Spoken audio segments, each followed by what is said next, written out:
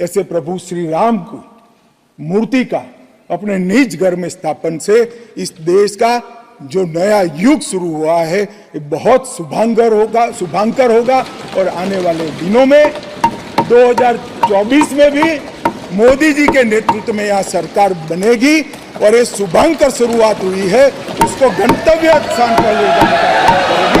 आपको मैं कोट कर रहा हूं सुप्रीम कोर्ट का जजमेंट पैराग्राफ 1222 रोमन 17, उसमें लिखा गया है the destruction of the mosque took place in breach of the order status quo and the assurance given to this court the destruction of the mosque and obliteration of Islamic structure was an egregious violation of the rule of law. मान्यवर, ये देश की कल्पना राम और रामचरित्र के बगैर कर ही नहीं सकती। जो इस देश को पहचानना चाहते हैं, जानना चाहते हैं, जीना चाहते हैं, राम और रामचरित मानस के बगैर वो जी ही नहीं सकते। राम का चरित्र और राम ये देश के जनमानस का प्राण है, ये सबको समझना चाहिए, सबको स्वीकारना। मान्यवर, जो लोग राम के अलावे भारत की कल्पना करते हैं वो भारत को नहीं जानते, वो हमारे गुलामी के काल का प्रतिनिधित्व करते हैं। क्या मोदी सरकार सिर्फ एक फिक्र और नजरिया हिंदुत्व की सरकार है? क्या इस देश का, इस गवर्नमेंट ऑफ इंडिया का कोई मजहब है? इस वतन अजीज सबके मजहब को मानता है।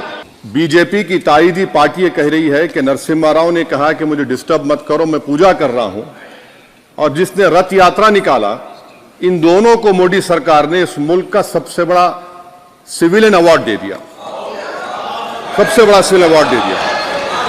तो ये बताता है कि इंसाफ जिंदा है या जुल्म को बरकरार रखा जा रहा है। मान्यवर, हम सब उन सौभाग्यशाली लोगों में से हैं जो 1528 वहां पर राम मंदिर देखना चाहते हैं। पीढ़ियां चली गई, हजारों लोग, लाखों लोग शहीद हुए, संघर्ष किए, आंदोलन किए, मगर ये दिन देखना स्वप्न में नहीं आया। आज हम सब बहुत सौभाग्यशाली है कि इस देश को हम देख सकते हैं।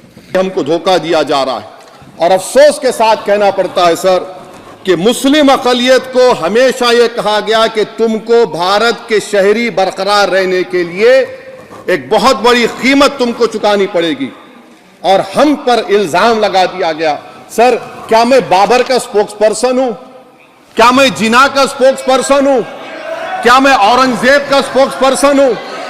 बताइए सर, आखिर मैं कहां तक आप मुझे लेकर जाएंगे? ये मंदिर बना है, ये सामाजिक एकता का एक अद्भुत उदाहरण मंदिर है, सांस्कृतिक पुनर्जागरण का अद्भुत उदाहरण मंदिर है। मान्यवर, अयोध्या में राम मंदिर विध्वंस के सामने विकास का विजय है। मान्यवर, अयोध्या में राम मंदिर धर्मांधता के सामने आध्यात्मिकता और भक्ति का विजय। मान्यवर, भारत के गौरवमय युग की ये शुरुआत है।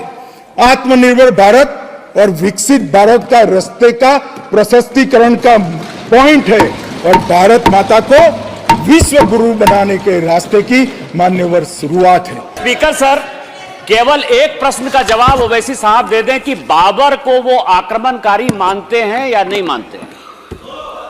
पुष्पमित्रा संघा को आप क्या मानते हैं? बताओ, पुष्पमित्रा संघा को आप क्या मानते हैं? जम्मू के वो, कश्मीर के वो राजा को क्या मानते हैं जिसके पास एक फौज थी मंदिरों को तोड़ने के लिए? आप क्या मानते हैं? यही तो मैं कह रहा हूं कि निशिकांत दुबे 47 में आजादी मिली, असदुद्दीन ओवैसी से बाबर की बात पूछ रहे हैं। तुम गांधी की बात पूछते, तुम बोस की बात पूछते, तुम जलियांवाला बाग की बात पूछते, तुम काला पानी में जो मुसलमान शहीद हो गए उनकी बात पूछते, मगर बाबर की बात पूछी जाती है। मैं आपसे कह रहा था, मोदी हुकूमत ये पैगाम दे रही है भारत के मुसलमानों को कि जान बचाना है या इंसाफ चाहते हो। मैं कह रहा हूं, मैं भीख नहीं मांगूंगा, मैं इस नंगी तासुब को कबूल नहीं करूंगा, मैं दूसरे दर्जे के शहरी के मौक़िफ़ को कबूल नहीं करूंगा, मैं अपनी शनाख्त को नहीं मिटने दूंगा। अब मैं झूठी और दिल फरेब बातों पर हरगिज भरोसा नहीं करूंगा।